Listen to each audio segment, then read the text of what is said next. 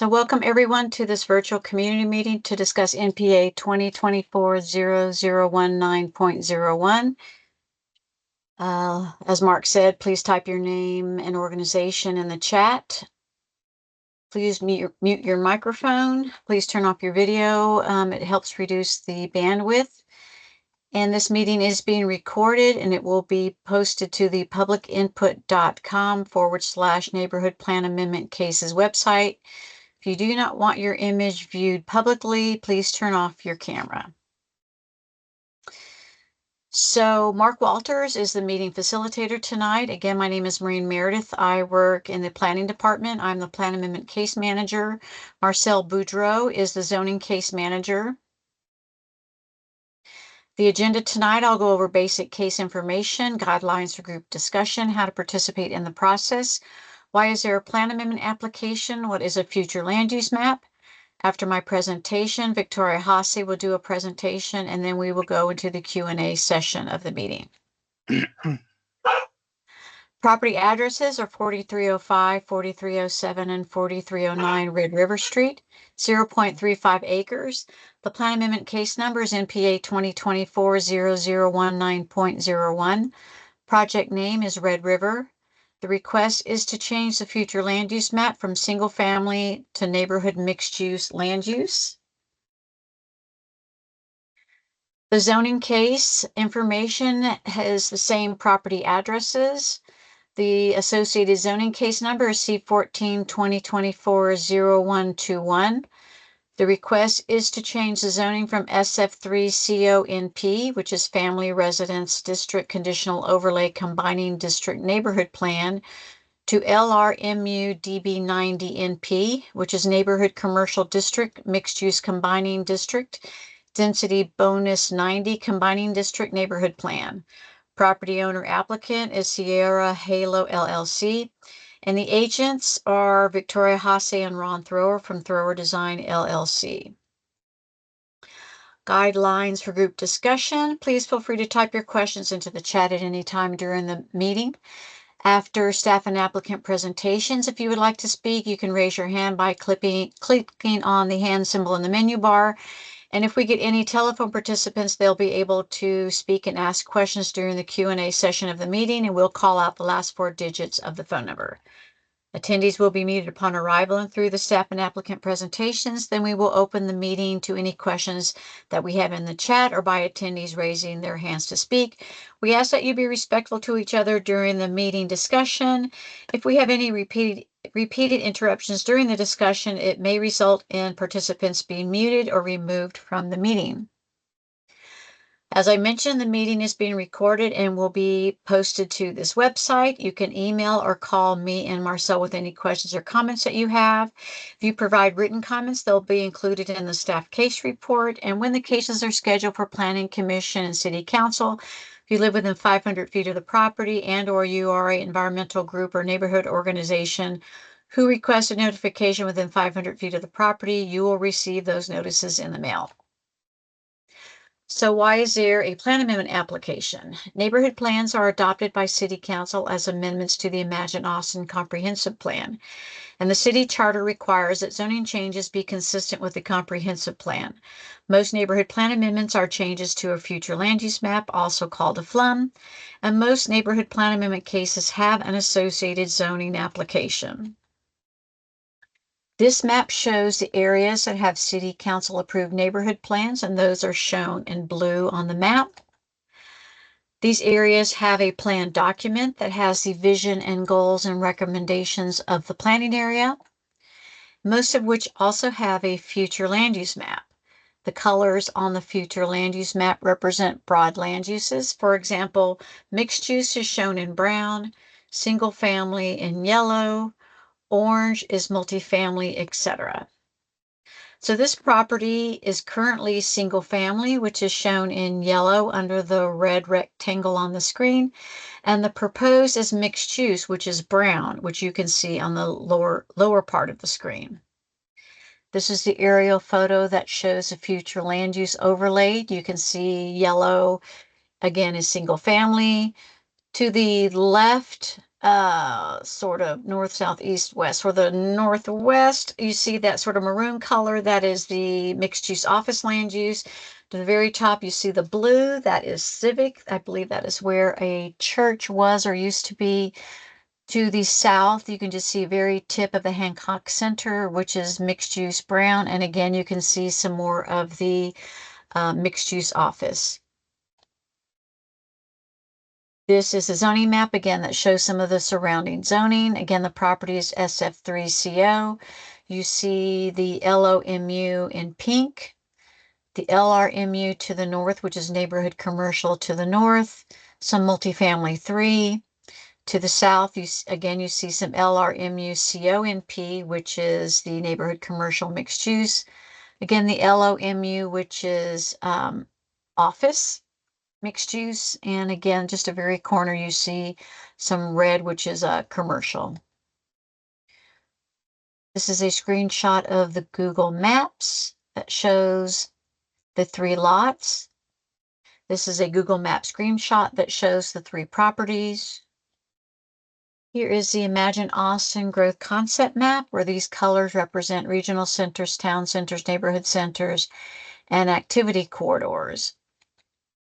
When you zoom in on the property on the growth concept map, you can see Airport Boulevard to the right of the screen, which is designated as an activity corridor. You see public transportation surrounding the properties, some running along Red River Street, East 45th Street, some along I-35 and Airport. That ends my presentation, and I'll stop sharing my screen.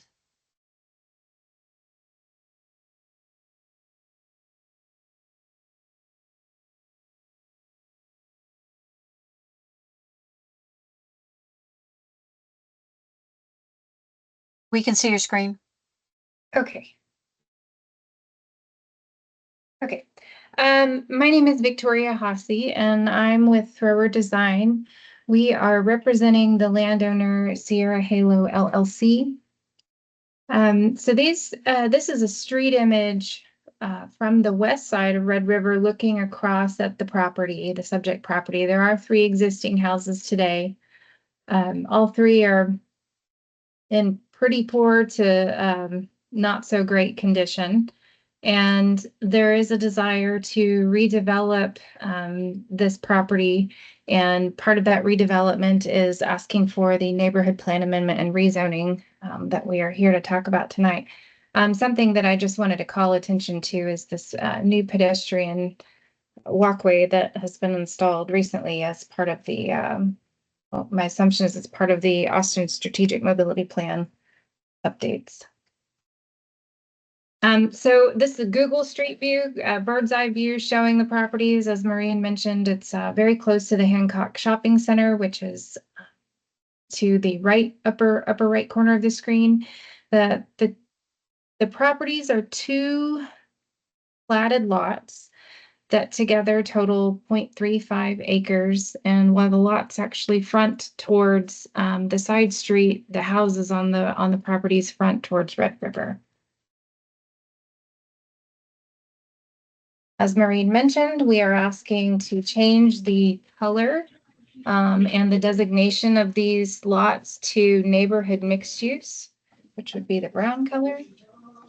And in doing so, we can then also move forward and apply for the rezoning, rezoning this property from SF3 CONP to LRMU DB90 NP.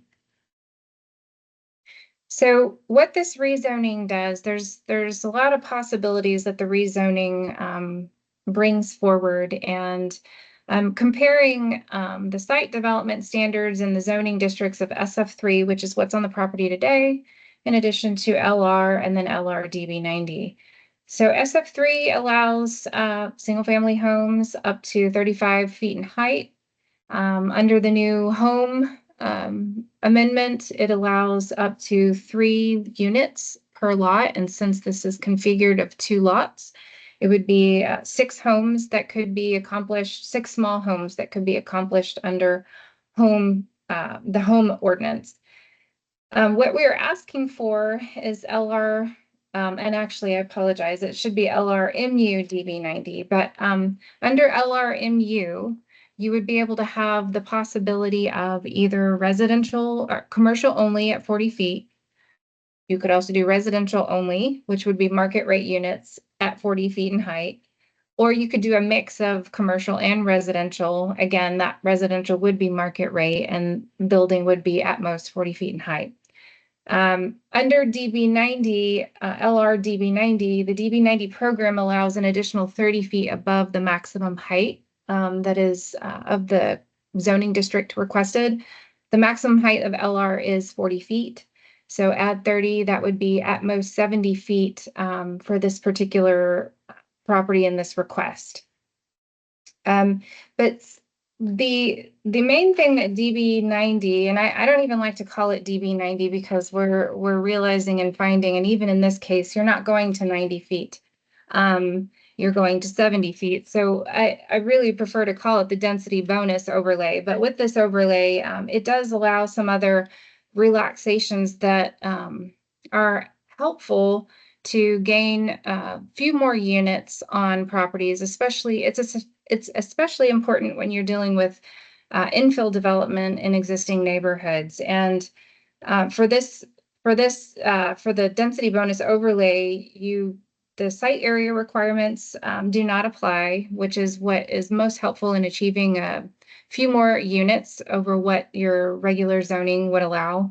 It also reduces some of the setbacks. And floor to area ratio goes away. So it's basically, however many units and commercial space that you're able to reasonably achieve within the maximum height that's allowed. And primarily, we want to hear from the neighborhood.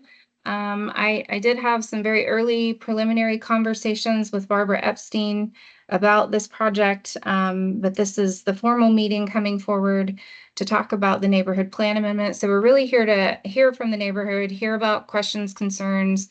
If we can't address them tonight, we were more than happy to get those answers by email at a later time. And I will open up the floor then.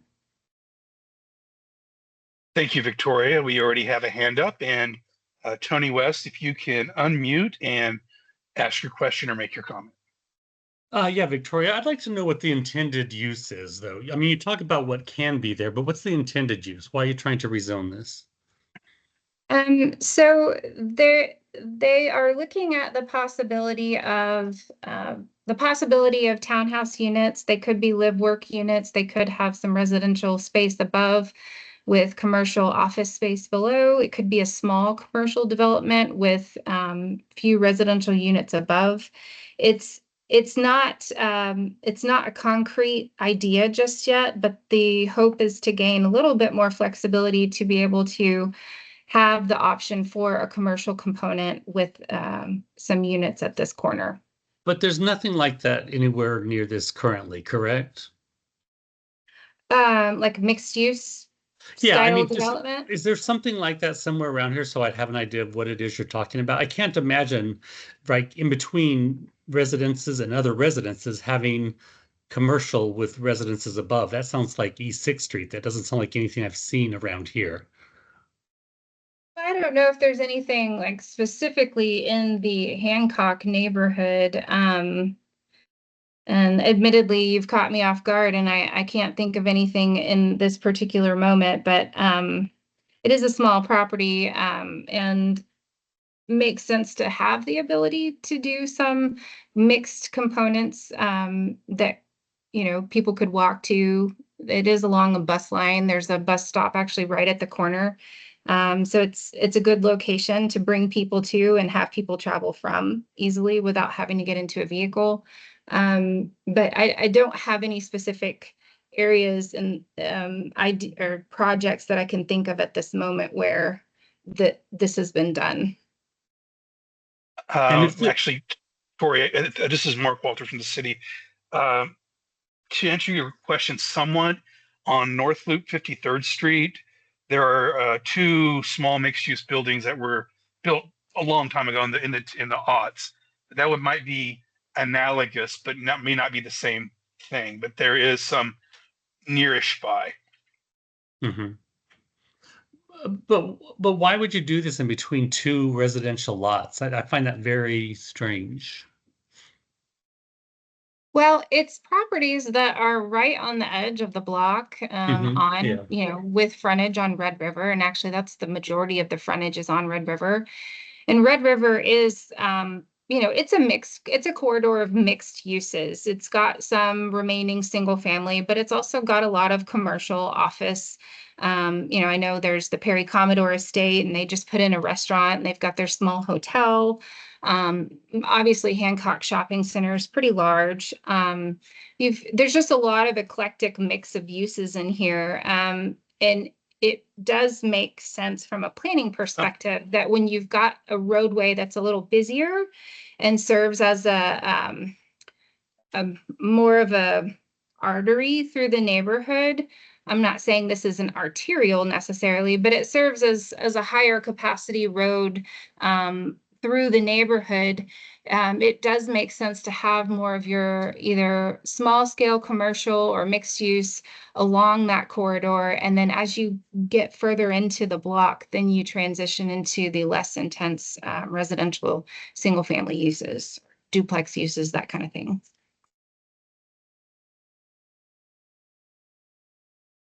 So, any other questions? Well, I'll just Gronk? add that there's already capability for mixed-use development directly across the street, catty corner on the north west corner of Red River and 44th. Further south from there, 4 structures away is LRMU. At the corner of 45th is LRMU.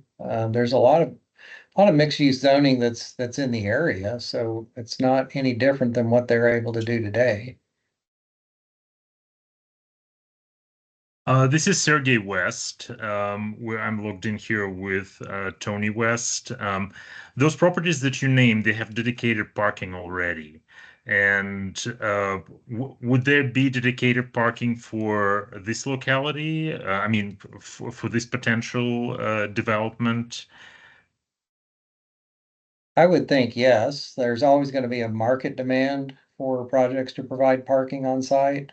Just because the city got rid of minimum parking minimums or the parking minimums doesn't mean that projects are not going to build without parking. I think that's an extremely rare occurrence. And how would you, you mentioned that Red River is a busy roadway. I can't remember the exact words that Victoria used.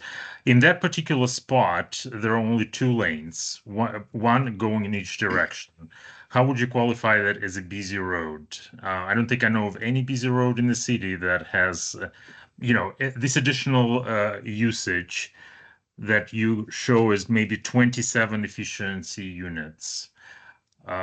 Well, Well, to be fair, Mhm. I would say there's probably a lot of roadways that are pretty equally busy that go through the middle of the neighborhood as well. But this is certainly a roadway that does have priorities for pedestrians, cyclists, other than automobile improvements for those types of things. But also too, I lived in this area for several years while I was in college. And so I'm very familiar with Red River. I'm very familiar with Hancock Shopping Center and the golf course and all of that. And that was more than 20 years ago. And it was a pretty busy road then that I crossed pretty early in the morning. And it's only gotten busier since. And it is a roadway that serves to get through the neighborhood, but also making stops along the way. I mean, Red River goes all the way from downtown, all the way to where it meets up with airport. So it's, I don't know if I'm not saying it's busy like I-35, but it's certainly a different roadway than Avenue B or, some of the other roadways in the area. It's traveled more frequently. It's got bus service on it. And there's improvements coming in the long term. What is the process? And like, if you were to get this accomplished, this rezoning, where are we at in the process? What is the process? We only got a notification of this by mail just recently, so I'm sorry if this has been answered in a previous meeting. No, there's not been any previous meetings. Well, and Maureen, do you want me to answer that, or do you want to answer that? I'm happy to.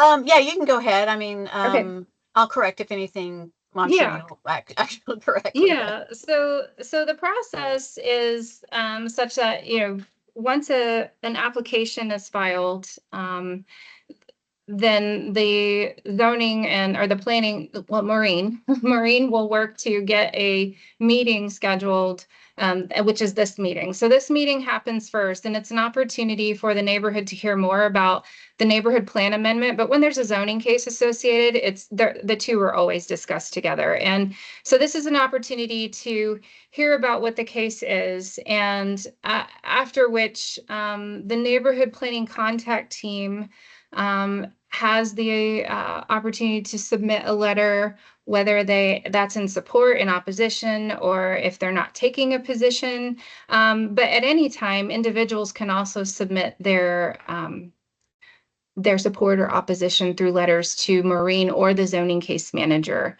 at any point up until public hearings. So after this meeting, Maureen will take it back to her group and they will discuss, and then the zoning group will also discuss, and together they will establish recommendations for both the neighborhood plan amendment and the zoning case. And then there will be a scheduling of public hearing with Planning Commission. And then after Planning Commission, it will go to City Council for final review and possible approval. I was just going to add, Maureen, here. So everything Tori said was correct. Just add it, and she mentioned it, but when the applications are filed for the plan amendment and zoning case, a notice of filing goes out to people who live within 500 feet in any neighborhood organization that requested notification. So that's the first notice that goes out. So that's kind of your first heads up. And then I schedule this virtual community meeting, which is like the second notice that goes out. And then when the public hearings are scheduled, that's the third and fourth. So yeah, there is no multiple community meetings other than just this one here. But there'll be another notification that gets mailed out to the neighbors here after this one? For planning, yes, for planning commission, and then subsequently for city council. Thank you. But this doesn't mean that this is just oftentimes the beginning of a conversation, and this is a statutorily required meeting. There's no one saying that you can't meet outside the confines of this meeting or for this platform. Yeah, I'm very surprised if there's no other neighbors on this call, and I guess there's not, or at least they haven't identified themselves. There's only as well. There's only like 3 or 4 people from the community, from the neighborhood, as I can tell. And I did have a very early conversation before we even filed the case. We typically, when we take on cases, we typically will reach out to the person that's named as the chair of the neighborhood planning contact team, or if there isn't a neighborhood planning contact team, we go to the community registry and look to see what neighborhood organizations are involved. And we do try to reach out ahead of time to start the dialogue and the conversation before cases are filed. It doesn't always happen that way, but we do try, we do achieve and strive for that. And I did have a very early conversation with Barbara Epstein and Bart Watley, and that was back in June. And I am aware that the neighborhood association had a recent meeting about it, but we were not invited to attend that meeting, and I'm not really sure what happened at that meeting. But I am aware that they did have a meeting about it recently. And those names that you just listed, those are the people who are officers in the neighborhood association? Yes, they are listed as, I don't remember if it's the neighborhood planning contact team or if it's the neighborhood association. I apologize. It's one or the other, or possibly both. Mhm. Got a little context here. This is Mark with the city. When neighborhood plans are adopted by city council as amendments to the city's comprehensive plan, soon thereafter, an organization often forms called a neighborhood plan contact team. And they are kind of the stewards of the plan. And they are often comprised, these groups are often comprised of members from the different neighborhood associations. And in the area where this plan is, it's the Central Austin Combined Neighborhood Plan, there's something like 8 or 9 neighborhood organizations. And so that's the contact team. But in this area, there's the Hancock Neighborhood Association, which is not the same, though they do, because I think Bart is a member of the Hancock Neighborhood Association. So there's 2 groups of people here that Tori was talking about. I just want to give a little bit of clarification for, because this is your first, experience to this. There's a lot of stuff being thrown around. So I want to make sure we all have a shared understanding of what we're talking about. Yes, thank you, Mark. And Adam, would you ask your question or make your comment? I was going to provide some context for your comments. I'm with the contact team CANPAC, as well as Bart Watley is a member of Hancock and a representative to CANPAC, the contact team also. So for Mr. West, Bart would be the best person to reach out for with your neighborhood. Thank you. Adam, can I ask you, and I'm sorry for not knowing this, but what is CANPAC? CANPAC is the organization that is made up of multiple neighborhoods. The planning area encompasses multiple neighborhood associations and neighborhoods, and so it's a group of 6 neighborhoods that we're kind of I guess one of the city folks can probably explain it better, but we're the advisory committee on issues like this. Yeah, and CANPAC stands for Central Austin Neighborhood Plan Advisory Committee. Yes, I believe that's right. Yeah, and they were like Adam said, when the council said we shall go forth and do this plan back in the early 2002, 2003, the city engaged with all these different neighborhood groups, and they coalesced into this umbrella organization to oversee issues related to the plan.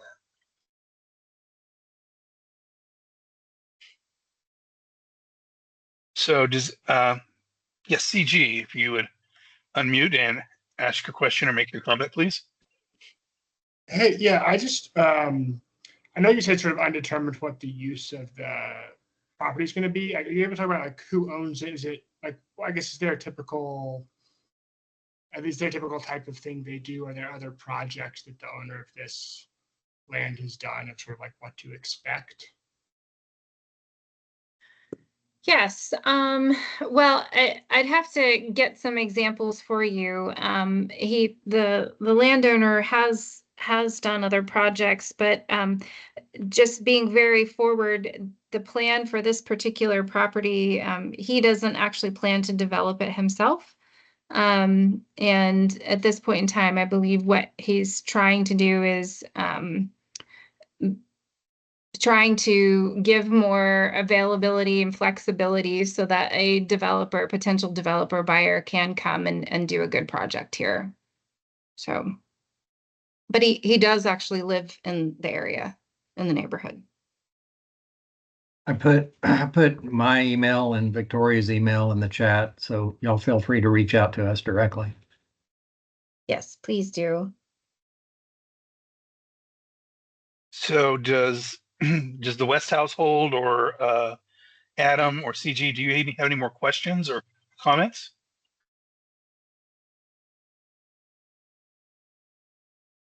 Okay. I'm sorry, would you repeat that?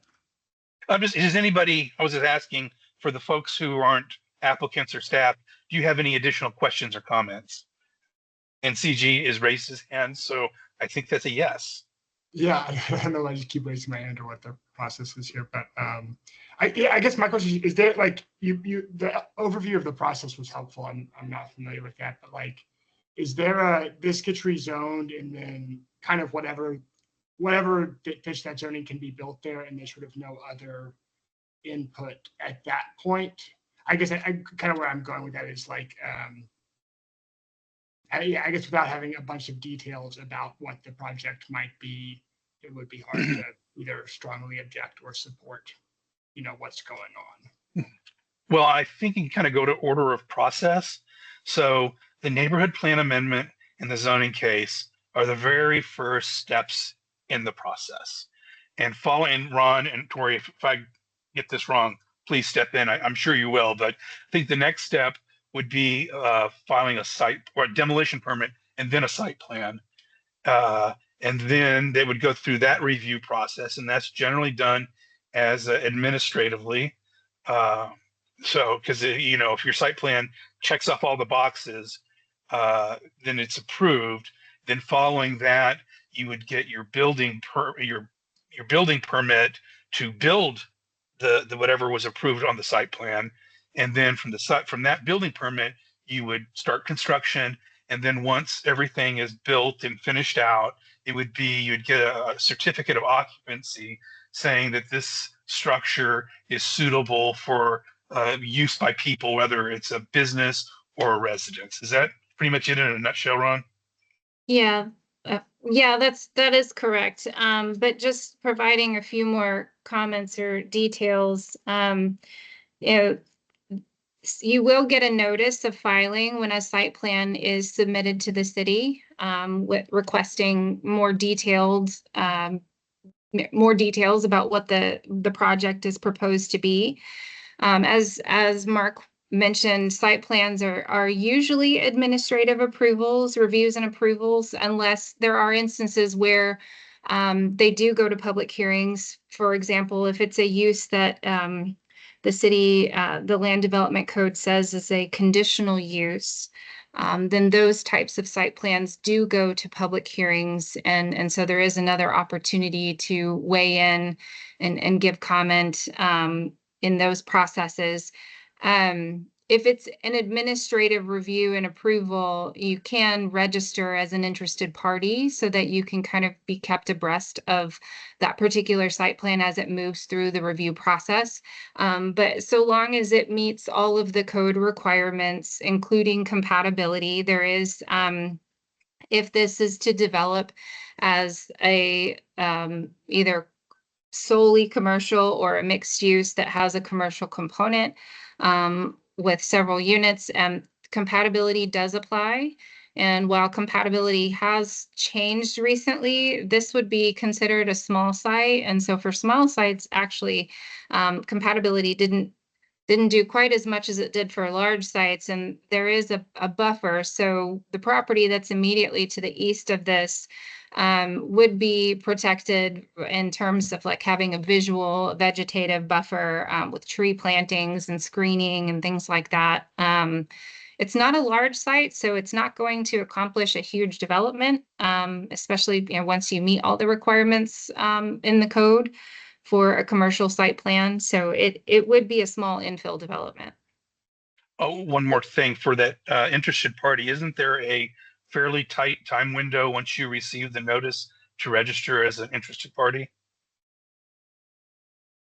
I'm not sure. Okay. I'm I not think sure. I've heard that.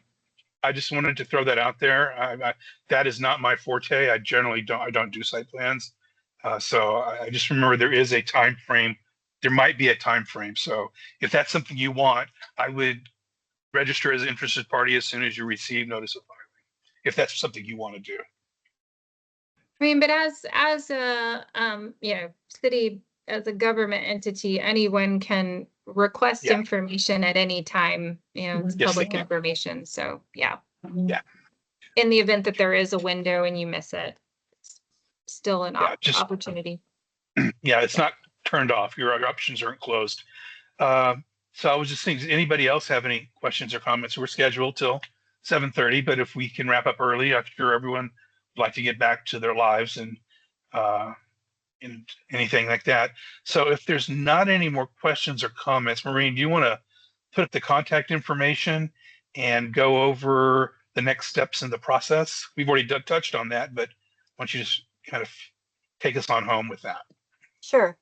So again, this is my contact information and Marcel, the zoning planner's contact information. My team will meet. We'll make a recommendation on the request to change the future land use map. I'll report back to my team all the questions and comments from this meeting. We will pass our recommendation on to the zoning team, and I will also pass on the comments and questions from this meeting to them. They will meet separately and make a recommendation on the proposed zoning. Once we finalize the staff recommendation, we'll work with Tori and Ron on scheduling the cases for Planning Commission.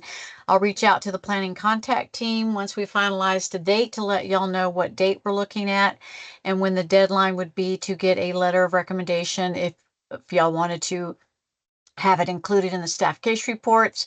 For people who are not on the planning contact team, if you wanted to email me, my email, I can put it in the chat, but it was also in that meeting notice. If you want to reach out to me periodically to check up on the status of the cases as well. And if you wanted to also get a heads up on when the cases are scheduled for Planning Commission and City Council in order to provide your own letter to be included in the staff case reports. That's all. Okay, with that said, Ron, Victoria, do you have any closing comments before we wrap it up this evening? I think my only comment is just to, please reach out, email us if you have additional questions, concerns, you want to talk about more, talk more about it. Please don't hesitate to reach out to us. Thank you. And I'd like to thank everybody who took some time out of their busy lives to hear more about this case. I really appreciate you taking that time and being engaged in your community. So with that, I would like to thank everybody for their time, and everybody have a good evening. Thank you. Thank you.